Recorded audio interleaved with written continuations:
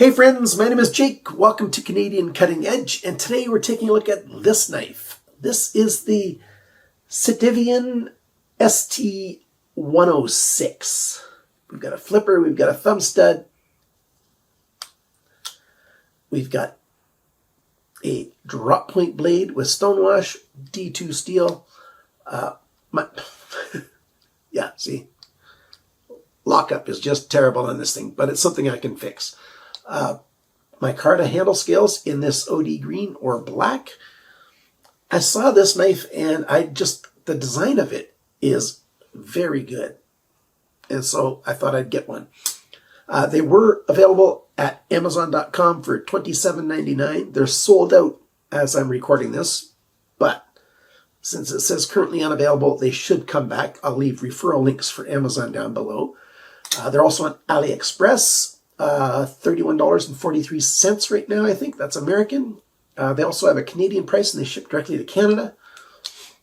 Although, you know, knives being shipped from China or the Netherlands or wherever the warehouses are, Europe or Asia, very often do get stopped by Canada Border Services Agency, but not always. So you can take a risk there if you want to. It's on eBay for $48.99 American. So it's a ripoff on eBay, especially if you get one that's, oh, I don't want to do that. I could just close on my hand easily because it's not locking up. But I'm sure some people got fairly good versions of this knife. This one just happens to be a lemon. It just really is. But it's a fixable lemon. And I'm going to fix it. But first, I'm going to show you everything what it is as is, and in this video I'll probably show you what it's like after I've fixed it as well.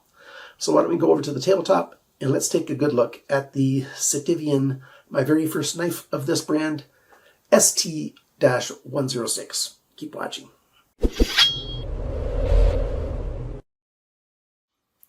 If my voice sounds odd, it's because I've got COVID. So far it's mostly just like a head cold. I'm starting to get some major congestion today. And that's affecting my voice, as you just heard right there. But I can get through this. I'm not feeling ill, you know, I'm not like running a temperature or anything like that. So let's get on with it. Size comparison, the Ontario Rat 1. It's just a little bit smaller than the Ontario Rat 1, not by a lot. Very similar shape in a lot of ways. Full flat grind, you know, nice belly, fairly straight section here. Thumb stud deployment, although this thing's got a snaggle tooth on there. Some people ask me about that every once in a while. I've got a video about that. That's so it acts like an Emerson wave deployment. So you pull it out of your pocket and it just automatically deploys, or you use it like a thumb stud on, so the thumb stud works on either side. But I can deploy it that side too. They are a little bit expensive. And there's other third market things that can do the same thing. But I'm off subject. Here we go. ST-106. D2 steel, which it says right there. Above it, it says ST-106. On this side, the only writing is right there. ST logo, and then it says Sitivian right there. And that's all the badging on this knife, which, hey, I quite like that it's not too terribly big and in your face. I would have preferred that it was on the Ricasso, sure, but it's not terrible right there either. I like the nice aggressive stonewash on there, or coarse stonewash, whatever way you want to call it. Really well done. Swedge up here. The blade keeps its thickness close to the end, and then it just comes down. Not too thick behind the grind. It's actually quite thin, and I'm very happy with that. It did very good in my cut tests in terms for how sharp it is. It did well on my cut tests in how well it cut things, and slicing as well was really good. It's not really a shape that's designed so much for piercing, but you can do some minor piercing if you need to. We've got a nice big sharpness choil up here. It's not really a forward choil, although if you really need to, you can get just your fingertip up in there. Since it doesn't lock right now, you know, it just wants to move, so I got to be careful with that. The blade is quite nice. We've got thumb studs that are a little bit short. If you take the view looking down across this way, you can't even see the thumb studs unless I tilt it back. And the top is rounded smooth, so the thumb just slides over those thumb studs. They should have put in slightly bigger thumb studs or sanded it down. Now, micarta is not hard to sand down. You could easily sand this down a little bit to get better access to the thumb stud. So that's a really easy fix. So I'm not really upset about that. The flipper's got a little bit of jimping on it right there, and works well for light switch method, and sometimes on the other way. The detent on this thing is very strong, so you can just hear it. So the lock arm is pushing the detent ball deeply into the blade, and when I look at it through here, it looks like the detent ball is sticking out of the lock arm a little further than most knives usually do. I've got a whole video series, a 3-part video series on how to fix detent issues, and too strong of a detent is the easiest one to fix, so I will be fixing that. The action is quite smooth. When I do get it, let's see if I can, there we go. When I do it really hard like that, I can get it to lock up. Then no blade play up and down. It works quite well, but it is ever so barely engaged at the lockup right there. Getting your thumb in there for releasing the lockup's easy. There's a bit of a swedge there. Just works just fine. Now, too early of a lockup is another thing that's really easy to fix too. You just need to shorten that lock arm a tiny bit. And I've talked about that on a number of videos as well. So I'm not going to talk about how I'm going to fix these things, but I'm going to fix these things. The handle. It's actually quite a nice handle. The micarta is very comfortable. It's got sort of a crown on it, a little rounded shape, and then it gets flattened right here at the pivot screw. And then there's a little bit of a, cutaway divot kind of thing right there by the lanyard hole, which you can't really see on the images, I don't think. I'll try to get a good picture of that. T6 button screws sunk into handle material. I very much dislike that. We've got sort of these scallops here where your pinky finger goes. It helps add a little bit extra grip. Your ring finger also engages that just a little bit. You can get a really solid grip on this knife and a variety of grips. Very, very comfortable. I really like this handle. We've got a backspacer. I think that's probably G10. It might be an ABS plastic. And then they put this little chamfer on the edge of it so that when you're running your finger across this way, it doesn't get caught on a sharp edge. So that's good. And when you close the knife, the alignment is actually very good. Not perfect, but very good indeed. Pocket clip. It's a deep carry pocket clip. You've got button screws, but it's a pretty bog standard pocket clip, and I don't have complaints with the pocket clip. You want to put it in your pocket, it rides up over, goes to the full depth, and it's just a good pocket clip. No problems there. So it's not too terribly visible in your pocket, although it's exposed a little bit. And it's the spring tension pushing down this pocket clip is very stiff right now. You could loosen it up if you wanted to, but hey, I don't mind it the way it is. One thing I don't like that I forgot to write down that I've already seen is that body screw right there. You can't access it unless you take the pocket clip off first. I don't like it when knives are designed with the pocket clip hiding one of the body screws. And the balance point on this knife is quite good. It's just a little bit later than I like it to be. I prefer it to be, right close to the pivot pin, and it's back here. But that's not bad. Now it's time for me to take this thing apart and try to fix it. What's going to take me hours, probably, especially since I'm not feeling well, is going to take you just a few seconds, or maybe less. Keep watching. Well, I got it fixed. It's working very, very well now. All I had to do was, I'll just briefly let you know, I just chamfered the edges of the detent hole on the blade, and I ever so slightly shortened that lock arm. And now lockup's good and detent's good. It's I'm really, really happy with this thing now. I'm very happy indeed. Skeletonizing, yeah, could be a little more skeletonizing. Not much on that side. There is a little D-shaped pivot pin. The D-shape is just on the end a little bit, so part of the knife is running on a totally round pin. Just the end has got the little shaving on it. These screws, none of them stripped on me. They didn't even come close. They don't have any Loctite on them, so they worked well. No problems. You do have to be careful.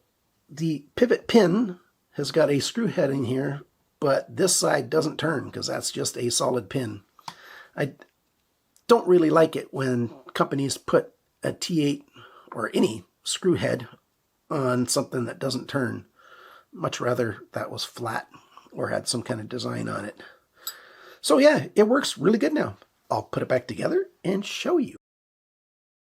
Time for the measurements. How much does this knife weigh? It is 129 grams. That's 4.55 ounces. Not bad for a big knife. They could have skeletonized it more, and we'll take a look at the insides later. How sharp is it from the factory? It scored 60 bests. That's very good. That's much better than average. Very sharp.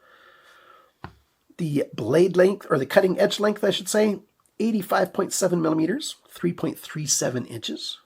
Blade length, tip to the closest spot on the handle there, 87.7 millimeters, 3.45 inches. How thick is the blade? Back here at the ricasso, it's 3.43 millimeters. That's 0.135 of an inch, so a bit over 1/8 of an inch. The blade depth, how big is it?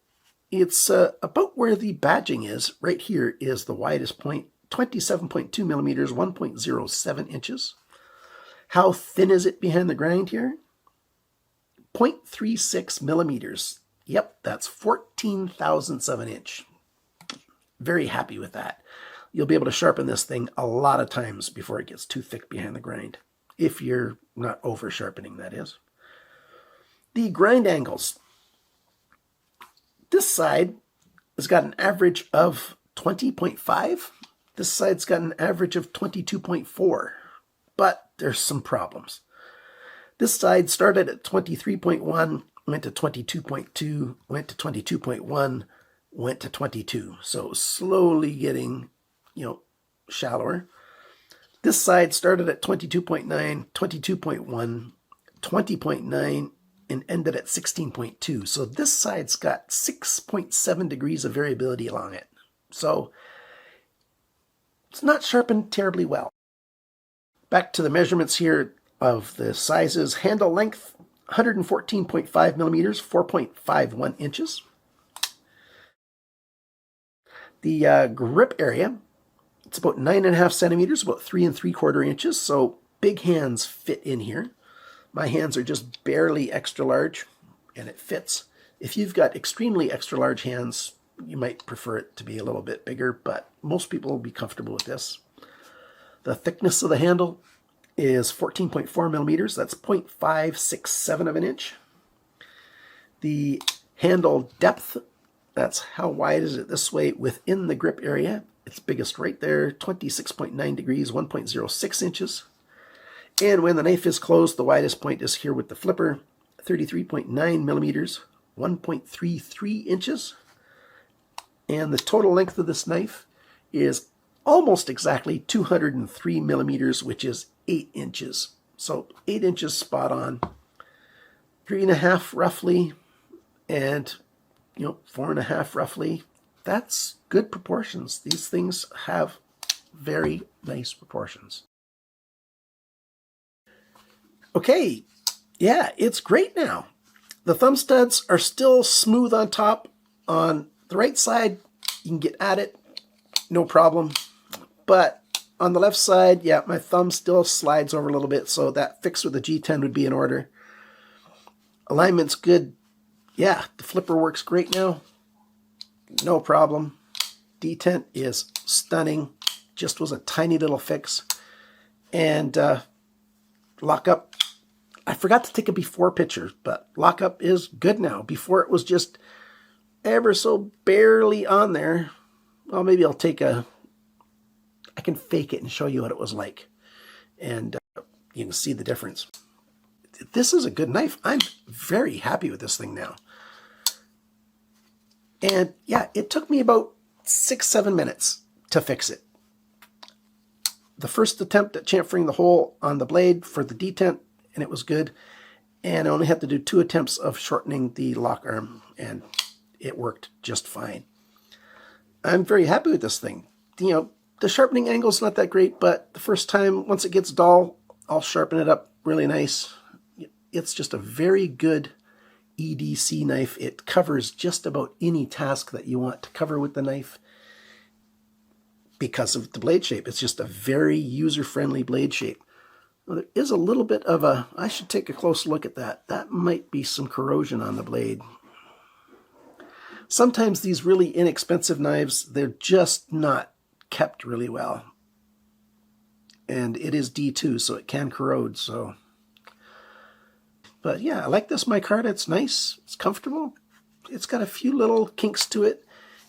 And I'm sure not all of them are as bad as this particular one was. And that's because if it was, they'd go out of business, wouldn't they? Because everybody would return this stuff. And yeah, it wasn't hard to fix at all. I used a off-brand Dremel type tool, rotary tool, with just a little diamond rod. Well, you can see the videos where I teach how to fix those things, and it just worked really well. Yeah, I showed how the pocket clip works. I'm very happy with this thing. Now the fit and finish is good, but the factory fit and finish wasn't great, and I'm very happy with it. I might, you know, make this forward choil a little bit bigger if I was going to keep this knife. I do have to sell almost all my knives to keep this channel going, so I probably won't be doing any big changes, but with those couple fixes that I did, maybe somebody's going to want to buy this thing off me. Don't offer to buy it. I do knife sales, and I let my supporters have first access to all the sales. And once I've recovered from COVID, I'll be doing my next sale. I don't want to be passing my germs on to people. Don't want to do a sale and then, you know, pack up COVID germs and send them off to people around North America, maybe around the world. That's not the way I roll. I'm not a little too conscientious about that kind of stuff. So there you go. Thanks for watching my video. Yeah. Thanks for liking, sharing, commenting, and subscribing. And remember, friends, cut towards your chum, not your thumb.